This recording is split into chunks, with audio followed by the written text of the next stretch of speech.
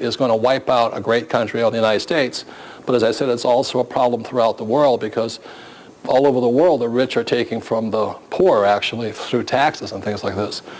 So that's what the poor believe in. And what the poor person is, as I was answering your question, is the poor are basically non-investors.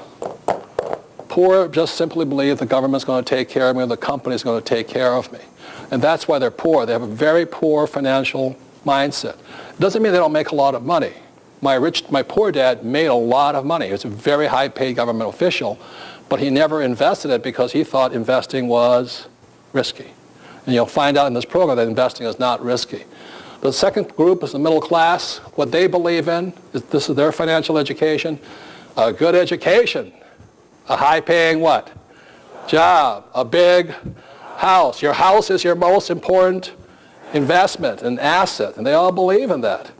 And a pension. And a pension either comes from the government or 401k or something like that. And those people are basically they're passive investors. So they invest, but they turn their money over to somebody they hope and pray is smarter than they are. And unfortunately, most of the time they aren't because they're turning their money over not to investors, but they're turning their money over to people who are salespeople, not investors. And what the rich believe in, this my rich dad taught me, is number one, he says, be an entrepreneur, like Bill Gates and Oprah, and be an investor, an active investor like Buffett or Trump. So what Teach to Be Rich is about is for people who want to understand how to be entrepreneurs and how to be active investors, not passive investors. So that's what this program is really designed for. If you still want to put your money in a 401k and all that, this may not be the program for you. But stay tuned because I think you'll find out that the 401k or those pensions or mutual funds or stocks or savings or bonds are the riskiest of all investments. And that's what happens to passive investors, where active investors want higher returns with less risk. So one of the problems with being a passive investor is that so many people come up to me and they go, I have $25,000, what should I do with it? And the first thing I say is, if I were you, I wouldn't tell anybody you have $25,000. Because if you don't know what to do with your $25,000, there's a lot of people that do, you know. And generally what they're going to do is tell them to put it in their pocket. And this is what this program is about here, is many times the people giving out financial advice are not rich people, but salespeople. This is what Warren Buffett has to say about financial advisors. And this is on Warren Buffett says, Wall Street is the only place that people ride to in a Rolls Royce to get advice from those who take the subway. And that is my experiences. So as this program rolls on, you'll be hearing that the idea of work hard, save money, get out of debt, invest for the long term, and diversify is really bad financial advice, highly risky financial advice. So that's why at the start of this program I said, you know, be careful because your financial advisor is going to say, don't watch this program. Because this is the advice they give.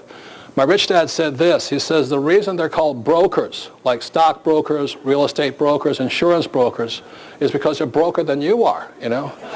And they have to live on their commissions and things like this. There's nothing right or wrong with it because I still use brokers. The problem is most people do not know, because they're passive investors, because there's no financial education, they don't know a good investment from a what? Bad investment. They don't know a risky investment from a safe investment. They don't know a good advisor from a bad advisor. And that's what this program is about. It is designed not to sell you any investments, but hopefully to improve your financial intelligence, your financial IQ, to make you a better investor and make better investment decisions. Thank you very much.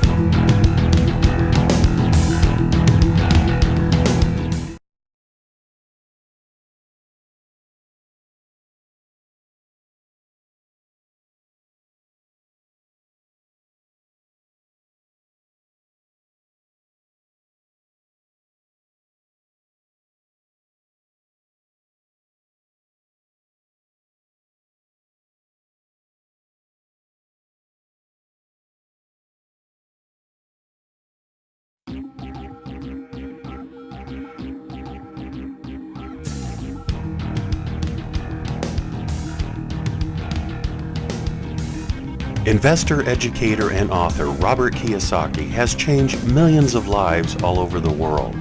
His book, Rich Dad, Poor Dad, has been on the New York Times bestseller list for over 5 years. We all know that the gap between the haves and the have-nots is growing. and Social Security and Medicare are in a financial mess. And just affording to live is getting expensive. So how does a person get ahead financially?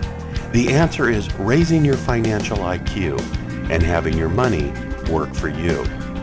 Here's Robert Kiyosaki with Rich Dad's Teach to Be Rich.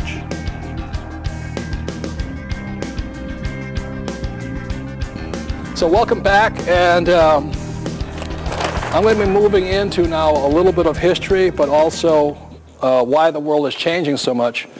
So a very important year is 1974. And the reason 1974 is important is, according to my opinion, it was a shift when America and the world shifted from socialism to capitalism.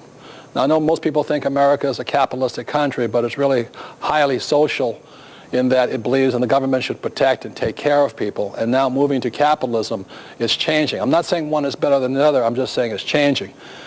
But 1974 was the year I came back. I got out of the Marine Corps after 5 years as a pilot in the Marine Corps.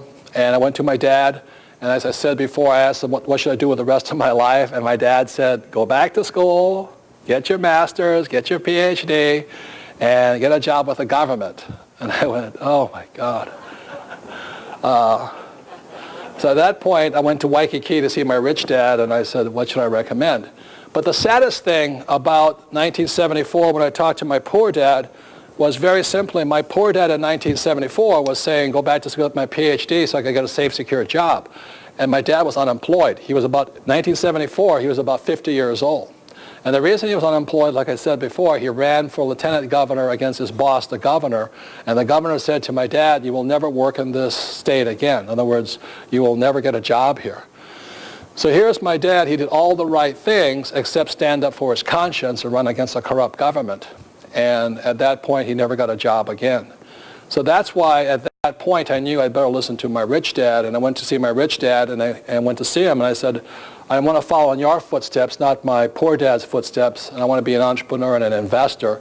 In other words, I didn't want to go over here with my PhD. I just wanted to come over here. So he said, I said, I'll be an entrepreneur. And the first thing he said to me, he says, if you're going to be rich, you're going to be an entrepreneur, you must learn how to sell. And that was my first real awakening to the real world. He says, if you can't sell, you'll never be an entrepreneur. He says, that's what entrepreneurs are doing all the time. And I had this really negative block because my family, being school teachers, thought that salesmen were the scum of the earth. I had to go against my family's biases about salespeople, and I got a job with Xerox, and for 2 years I was the worst salesman Xerox had, and then 4 years later I was #1 in sales and things like this, so I learned that. But that's why 1974 was so important to me. But even on the world scheme, 1974 was important because that was the introduction of a thing called ERISA. And ERISA stands for Employee Retirement Income Security Act, which led to, back a few years later, to a thing we now know as a 401k. This came out about 1980, so 74 to transition to that. And I think the primary reason I do this Teach to Be Rich and all this stuff, and I created the Rich Dad Company, is because of this act over here. It is one of the biggest changes that we have had in the world today, but very few people have taken notice of it. Because the 401k is a very significant little investment type of vehicle. The reason the 401k is so important is because it is probably the riskiest of all investment vehicles. You know, your banker won't lend you money for it. You can't get insurance on it. And not only that, it only will work for about 20% of the population. If you're making less than $150,000 a year, it is doubtful whether the 401k will provide enough income for you when you need it. So the reason the 401k in 1974 is so significant is that why this is important, like I said, was the shift from socialism to capitalism, 1974. But what it signified was this, was that the companies, the big corporations, were no longer going to take care of the employees. That's what it meant. Up until this point, my poor dad had the right idea. Go to school, and the company and the government will take care of you. 74 was so important because basically the big corporations were saying, employees are too expensive, we're not going to take care of anymore. So we're not going to protect the employee. So the employee suddenly had to come from here to over here as passive investors. And they have no financial education, which is really why I'm upset with the school system, because even though the world changed, our school system still teaches us very little about money. And I always say, you know, rich or poor, smart or not so smart, we're all going to use money, so why doesn't the school system teach anything about money? But even though the 74 change happened here, nothing happened. And that's, like I say, how many years is that? 25, 30 years ago that change happened. Our schools still do not teach us anything about money. But this is what's happening in America today. USA Today did a survey, and they found Americans' greatest fear is running out of money during retirement. And that fear is now caused by this 1974 change, because people now realize that a 401k is not a pension. A 401k is now a savings plan.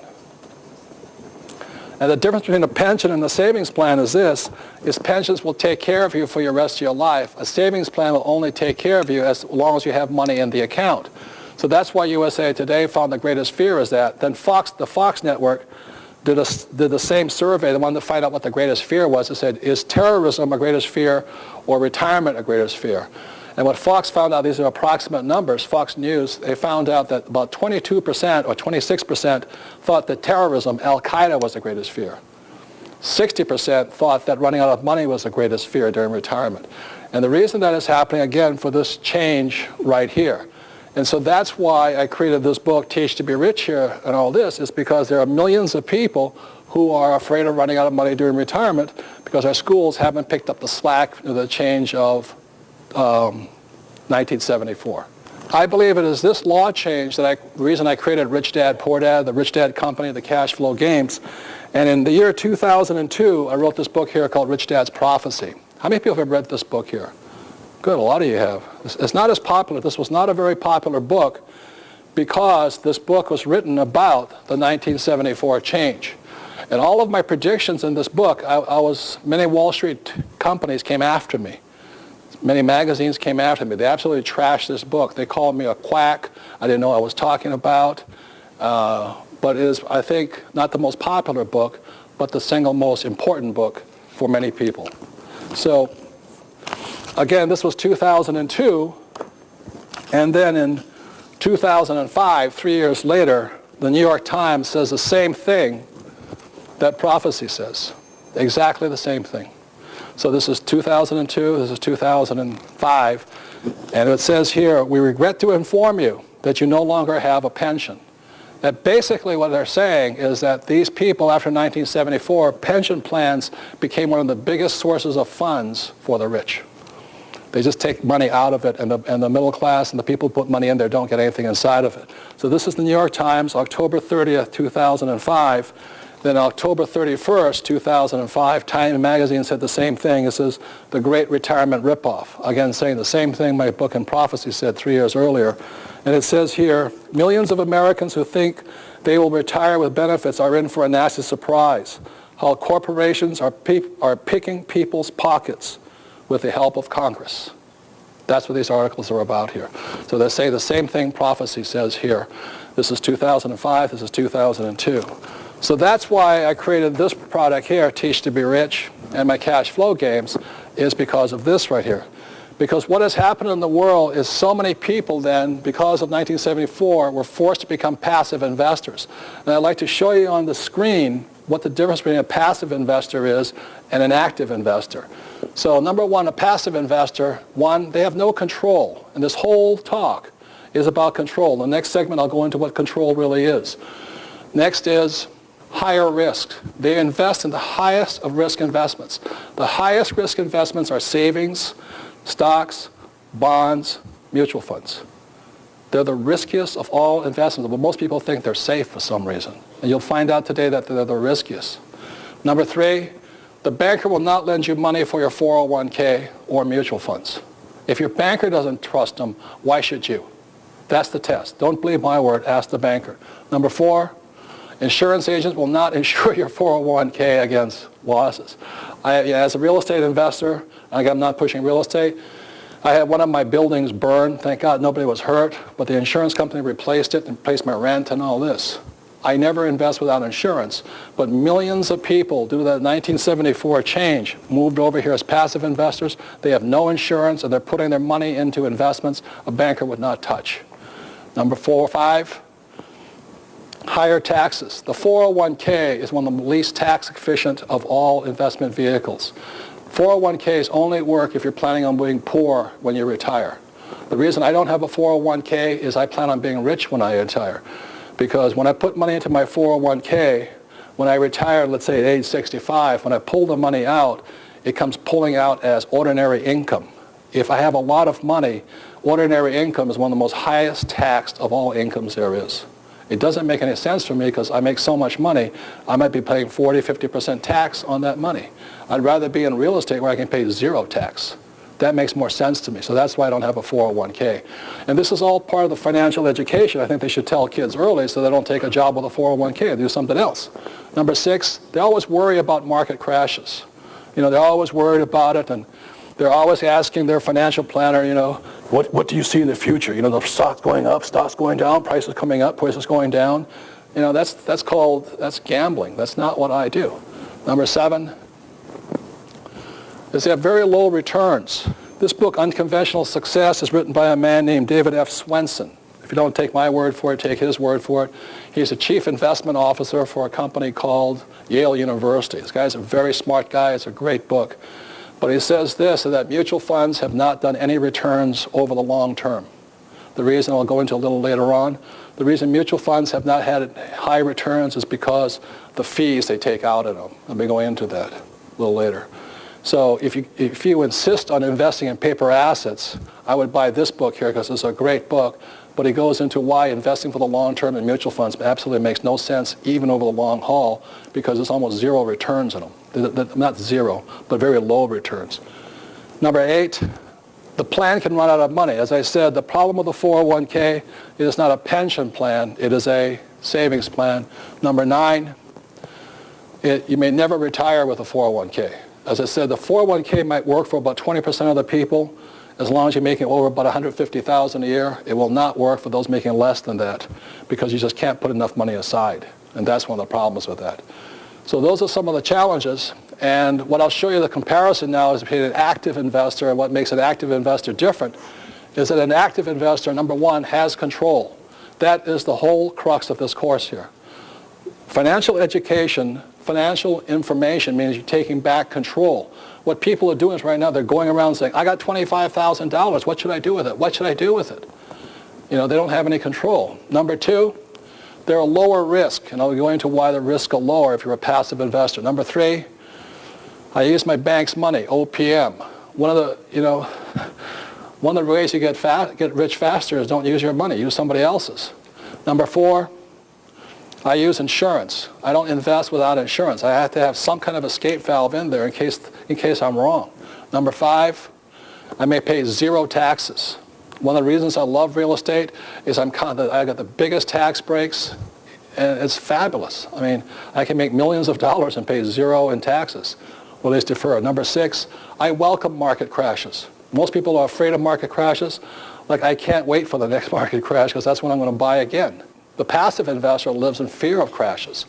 Number 7, there's unlimited returns, and I'll show you a couple of examples where I get infinite returns. Number 8 is that I can provide for generations because my wealth is just constantly recurring. I can pass it on for kids, all this stuff.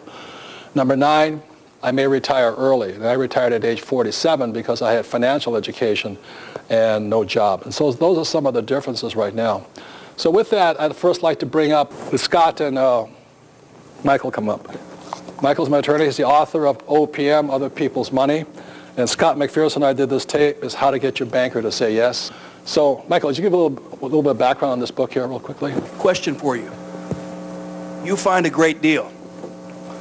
In order to get into that deal, you need $1 million. You don't have $1 million. What are you going to do? Do you walk away from the deal? The answer is a resounding no. You use other people's money. There are lots of different forms of other people's money. Scott will talk about some of them. there are different requirements for the different forms of other people's money. Some of them, different types of other people's money will be more applicable to different types of deals. This book is about that. Now, when you bring in other people's money, do you necessarily have to give away the store? There will be a cost. Okay? Again, the answer is a resounding no. Okay? Okay? So the point here is this, is one of the skills I had to learn as a young man was how to raise capital. It became one of the most important skills. So many times people say to me, well, I can't afford it. They find these great deals, but they go, I can't afford it, rather than say, how can I raise the money? So one of the things that makes the rich richer is I don't use my own money, I use other people's money. What my rich dad said to me, he says that only lazy people use their own money. So when somebody says, well, when do you use your own money? The only time I use my own money is when the deal is so good, I don't want anybody else in it. When the deal is shaky, I use other people's money. That's generally the rule of thumb there. Now, right? Nobody is saying that money is going to magically appear. But we will tell you that if it is a good deal, you can always find the money.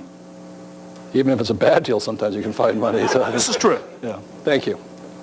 And so Scott McPherson is my banker. Anytime I have any questions on how to raise money or on especially real estate, I mean, this is my man. He is my banker, and he and I did this CD audio program is how to get your banker to say yes. But before you go talk to the audience here is, as a banker, do you lend money for mutual funds? I do not. Why not? The primary reason, and you hit it on your screen just a second ago, is lack of control and too speculative and too much of a risk. And if I could, Robert, for just a second, Sure, I'd like to show you an interesting scenario. In this particular case, it doesn't matter if it's a single-family home or an income-producing property, where we place a loan on the asset, we may loan 80, 90, 70%, maybe 100% of the value of that asset. Because it's a tangible asset, it makes sense, there's income and cash flow. For example, let's just say I'm the bank at that point. However, if you were to go buy my stock and I'm the bank, and you were trying to borrow money to buy that stock, you may be able to get 50%, maybe on a margin account, to buy the stock of the bank that just loaned 80 or 90 or 100% on that single family home or whatever the asset was. So the difference is, in my mind, is you have something that has cash flow and control and a manageable risk that you can wrap your hands around going back to my stock, which I'm the one who loaned the money over here, but if you were to buy my stock, now you lose control, much higher risk because I'm making good or bad decisions, who knows, and the best you can do is probably borrow 50% of the value of that stock at best. So, No. Okay, now let's say that Scott's only willing to lend up to 75% of the value. Are you out of the deal? No. You bring in a different type of other people's money. You bring in co-venturers, partners. You put up part of the money, they put up part of the money, you make some other contribution. Let's say you tie up the deal. You have an intangible right to purchase this asset. You think in terms of forming a business. Your contribution is that intangible right, and perhaps part of the money. Okay, so Scott, let me ask you this question. As a banker, Michael's an attorney, Scott's a banker. Do you want to lend money? I want to lend money because, as we saw earlier, when I loan money, that's an asset to my bank. I also want to help you do what you want to do, but you have to help me get to that level and get me comfortable that you're able to borrow that money and pay me back, because that's really what I want. But I don't make a dime unless I make a loan to you. So I do want to loan money to you. Right, and so many people are afraid to come and talk to you, right? Absolutely, Right. absolutely. So what Scott covers in this, how to get your banker to say yes, is how to prepare to see your banker. Because a banker's job is to say yes, because you don't make any money if you say no. No, that's correct. Okay. So let's have a hand for this gentleman. Thank you very much here.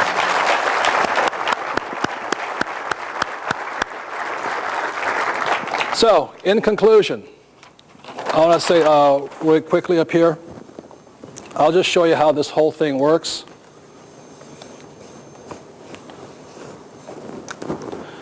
If you're playing the game of Monopoly,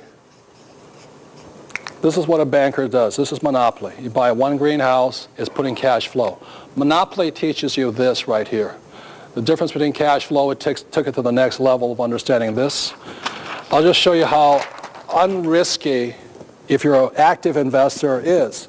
Like, I don't like savings, stocks, bonds, mutual fund, because the risk is so high. My banker won't let me money on it. This is a land deal that Kim and I just did a few months ago, and it's really quite a simple deal.